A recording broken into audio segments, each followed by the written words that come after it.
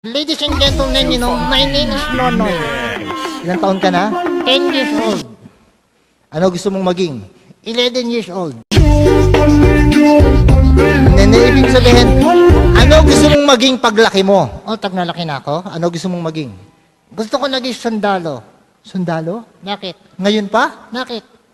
Ang sundalo pinapatay ng kalaban. O sige, gusto ko na lang naging kaladan.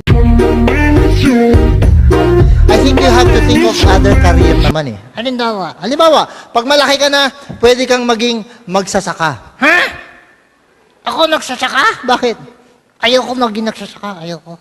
Uy, huwag mong gaganyanin na magsasaka ha. Bakit? Importante sa buhay natin na magsasaka. Bakit to? Alam mo ba yung kinakain mong kanin? Galing sa pawis nila yon. Yak.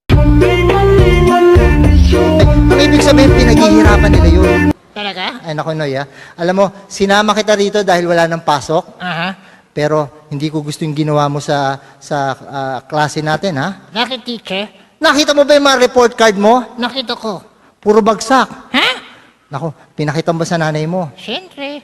Meron nga siya sinabi sa akin eh. O ano sinabi nung nanay mo sa'yo nung nakita niyang bagsak ang mga grades mo? Sasabihin ko, Sabihin mo sa amin. pati bad words.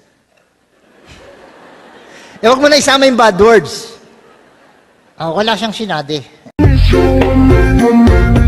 Ang mahirap sa inyong magkakaklase, bakit ganyan kayo? Bakit to? Sa basketball ang gagaling nyo.